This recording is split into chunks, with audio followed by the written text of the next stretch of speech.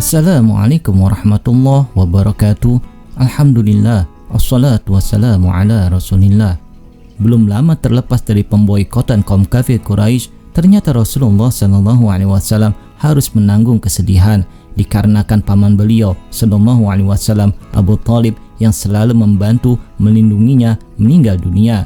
Tidak lama berselang, istri beliau SAW, Sayyidah Khadijah binti Khuwailid, yang selalu menjadi penopang dakwah, juga meninggal dunia.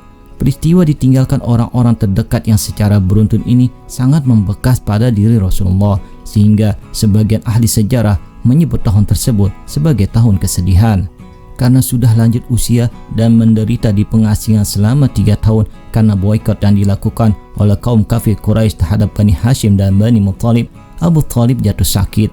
Saat itu usianya sudah 80 tahun.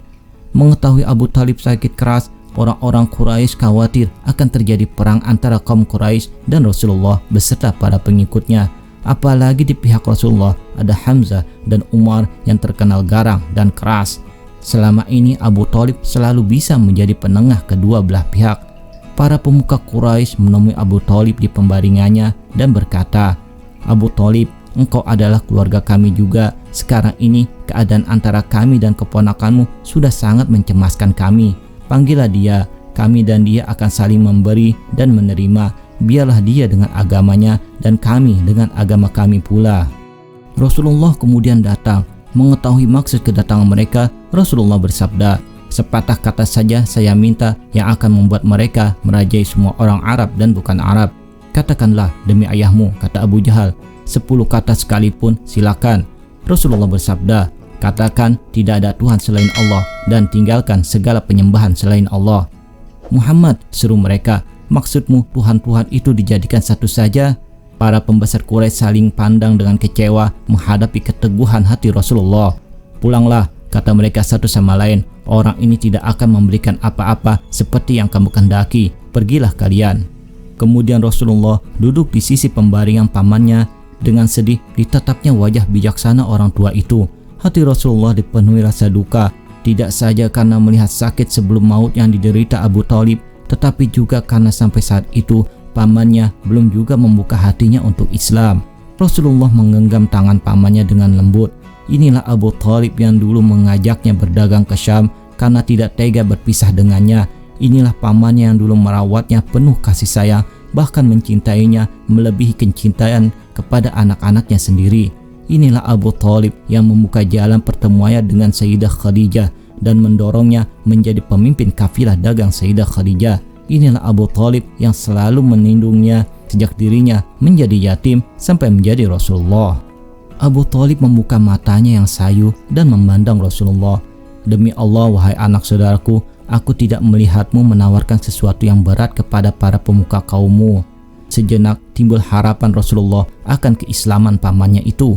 "Wahai pamanku, ucapkanlah satu kalimat, maka dengan kalimat tersebut engkau berhak mendapat syafaatku nanti pada hari kiamat." Akan tetapi Abu Thalib tetap enggan menerima ajakan tersebut. Kemudian wafatlah ia. Kini hilanglah sudah seorang pelindung Rasulullah. Mulai saat ini Rasulullah harus menghadapi semuanya sendiri. Di dalam kitab As-Sahih disebutkan dari Al-Musayyab bahwa tatkala ajal menghampiri Abu Thalib, Rasulullah menemuinya yang saat itu di sisinya ada Abu Jahal. "Wahai paman, ucapkanlah la ilaha illallah, satu kalimat yang dapat engkau jadikan pembela di sisi Allah," sabda beliau. Abu Jahal dan Abdullah bin Abu Umayyah menyela, "Wahai Abu Thalib, apakah engkau tidak menyukai agama Abdul Muthalib?" Keduanya tak pernah berhenti mengucapkan kata-kata ini hingga pernyataan terakhir yang diucapkan Abu Thalib adalah tetap berada pada agama Abdul Muthalib. Beliau SAW kemudian bersabda, "Aku benar-benar akan memohon ampunan bagimu wahai paman, selain aku tidak dilarang melakukannya." Lalu turunlah ayat yang artinya tiadalah sepatutnya bagi Nabi dan orang-orang yang beriman memintakan ampun kepada Allah bagi orang-orang musyrik, walaupun orang-orang musyrik itu adalah kaum kerabatnya. Sesudah jelas bagi mereka bahwa orang-orang musyrik itu adalah penghuni neraka jahanam. Quran Surah At-Taubah ayat 113. Dan juga ayat yang artinya, "Sesungguhnya kamu tidak dapat memberi petunjuk kepada orang-orang yang kamu kasihi, tetapi Allah memberi petunjuk kepada orang yang dikehendakinya." Quran Surat Al-Qasas ayat 56. Mengenai status keimanan Abu Thalib sendiri, ulama berbeda pendapat. Ada yang berpendapat Abu Thalib wafat dalam keadaan tidak beriman karena sampai detik terakhir beliau tidak mengucapkan kalimat syahadat. Dari pemaparan di atas, Abu Thalib tetap berpegang teguh pada agama Abdul Muthalib. Argumen ini juga dilandasi beberapa hadis Rasulullah, di antaranya sabda beliau SAW berikut, yang artinya dari Abbas bin Abdul Muthalib, dia berkata, "Wahai Rasulullah, apakah Anda dapat memberi manfaat kepada Abu Thalib karena dia telah mengasuhmu dan terkadang marah untuk memberikan pembelaan kepadamu?" Beliau menjawab, "Ya, ia berada di bagian neraka yang dangkal, dan kalaulah bukan karena diriku, niscaya berada di dasar neraka." Hadis riwayat Bukhari dan Muslim. Kemudian hadis berikut yang artinya, "Semoga syafaatku berguna baginya pada hari kiamat, sehingga dia tidak diletakkan dalam neraka yang dalam yang tingginya sebatas kedua mata kakinya, namun itu pun menjadikan ubun-ubun kepalanya mendidih." Hadis riwayat Bukhari dan Muslim. Selain itu juga hadis berikutnya yang artinya dari Ibnu Abbas bahwa Rasulullah SAW bersabda, "Penduduk neraka yang siksanya paling ringan adalah Abu Thalib." Hadis riwayat Muslim. Sementara kelompok ulama yang meyakini Abu Thalib wafat dalam keadaan beriman adalah dari kalangan Asy'ariyah. Bahkan seorang mufti Makkah, Syekh Ahmad bin Zaini Dahlan, menulis kitab khusus yang membantah tuduhan Abu Thalib wafat dalam keadaan kafir. Kitab tersebut berjudul Asnal Matalib fi Najati Abi Thalib. Dalam paparannya, Syekh Ahmad banyak menggunakan argumen Syekh Al-Barzanji, seorang mufti bermazhab Syafi'i di Madinah. Berikut ringkasan argumennya. Syekh Al-Barzanji mengaku bahwa kualitas ketiga hadis di atas sahih. Memang jika dipahami sekilas, hadis-hadis tersebut menyatakan bahwa Abu Thalib wafat dalam keadaan tidak beriman. Tetapi jika dipahami lebih teliti, maka akan menemukan makna sebaliknya, yaitu Abu Thalib wafat dalam keadaan beriman.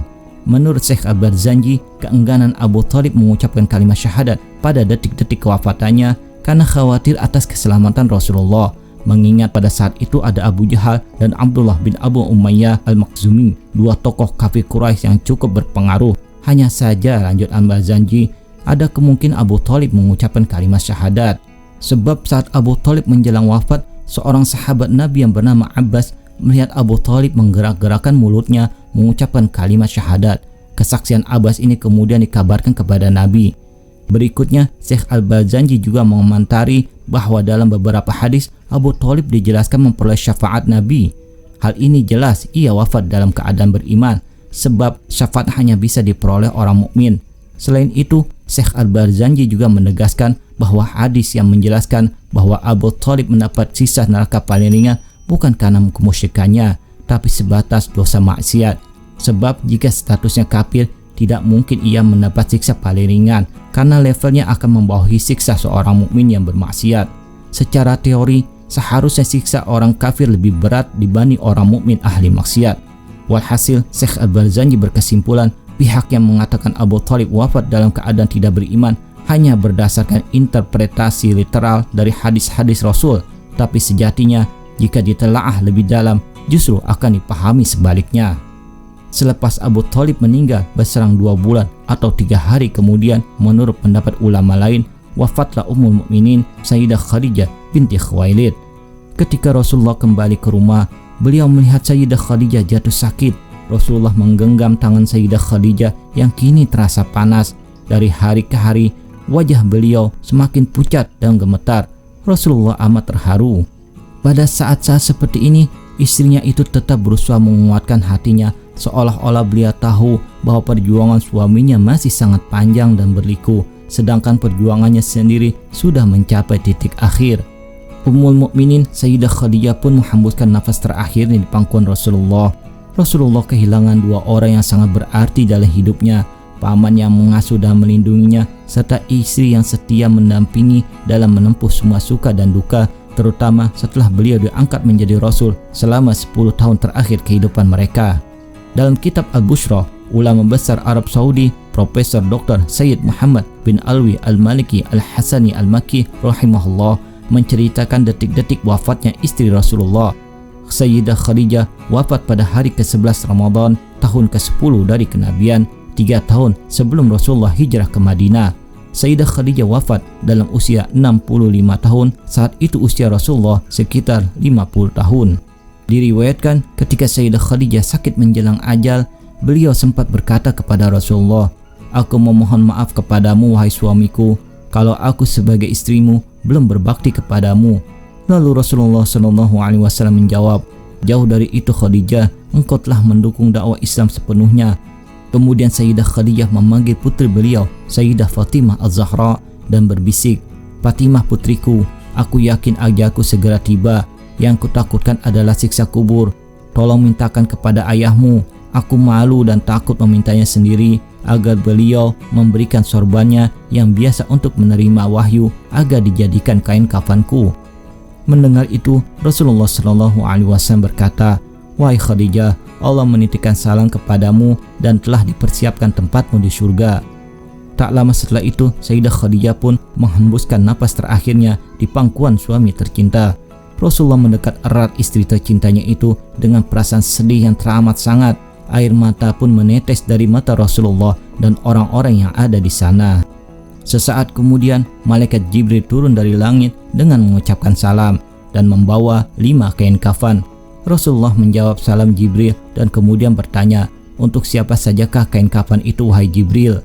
"Kafan ini untuk Khadijah, untuk engkau ya Rasulullah, untuk Fatimah, Ali, dan Hasan," jawab Jibril. Kemudian Jibril berhenti berkata dan menangis. Rasulullah bertanya, "Kenapa ya Jibril?" "Cucumu yang satu, Husain, tidak memiliki kafan. Dia akan dibunuh dan tergeletak tanpa kafan dan tak dimandikan," sahut Jibril. Berikut sekilas tentang Sayyiduna Husain, cucu Rasulullah yang gugur sebagai syuhada di Karbala 10 Muharram 61 Hijriah. Sebanyak 5.000 pasukan yang dipimpin oleh Umar bin Sa'ad bin Abi Waqqas menyerbu rombongan Sayyidina Husain atas perintah Ubaidillah bin Ziyad yang memaksa Sayyidina Husain untuk mengakui kekuasaan Khalifah Yazid bin Muawiyah. Masih dalam perasaan sedih, Rasulullah berkata kepada Khadijah yang sudah meninggal dunia, "Semua hartamu kau hibahkan untuk Islam. Kaum muslimin pun ikut menikmatinya. Semua pakaian kaum muslimin dan pakaianku ini juga darimu. Namun begitu, mengapa permohonan terakhirmu kepadaku hanyalah selembar surban?" Rasulullah SAW semakin sedih mengenang istrinya semasa hidup. Seluruh kekayaan Sayyidah Khadijah diserahkan kepada Rasulullah untuk perjuangan agama Islam. 2/3 kekayaan kota Mekah adalah milik Sayyidah Khadijah. Tetapi ketika Sayyidah Khadijah hendak menjelang wafat, tidak ada kain kafan yang bisa digunakan untuk menutupi jasad beliau. Bahkan pakaian yang digunakan Sayyidah Khadijah ketika itu adalah pakaian sudah sangat kumuh dengan 83 tambalan, di antaranya dengan kulit kayu. Rasulullah SAW kemudian berdoa kepada Allah Subhanahu wa Ta'ala, "Ya Allah, limpahkanlah rahmatmu kepada Khadijahku yang selalu membantuku dalam menegakkan Islam, mempercayaiku ketika orang lain menentangku, menyenangkanku pada saat orang lain menyusahkanku, menenteramkanku pada saat orang lain membuatku gelisah. Oh Khadijahku, kau meninggalkanku sendirian dalam perjuanganku. Siapa lagi yang akan membantuku?" Tiba-tiba Ali berkata, "Aku ya Rasulullah." Ummul Mukminin Sayyidah Khadijah binti Khuwailid kemudian dimakamkan di komplek pemakaman Ma'la atau Mu'alla, berdekatan dengan makam putra beliau Qasim bin Muhammad SAW dan Abdullah bin Muhammad SAW. Komplek pemakaman Ma'la terbentang di dataran tinggi Bukit Jabal As-Sayyidah, perkampungan Al-Hujun yang letaknya tidak jauh dari Masjidil Haram. Jaraknya hanya sekitar 1,1 km arah utara dari Masjidil Haram. Sejak dahulu, Ma'la sudah jadi tempat pemakaman nenek moyang bangsa Arab yang bermukim di kota Mekah. Menurut situs Welcome Saudi, di sini pula dimakamkan ibunda dari Rasulullah, Siti Aminah, kakek tercinta Abdul Muttalib, hingga paman beliau SAW, Abu Talib. Wallahu a'lam bishawab. Demikian kisah yang dapat kami sampaikan. Semoga bermanfaat. Mohon maaf apabila ada kesalahan. Terima kasih telah menonton. Assalamualaikum.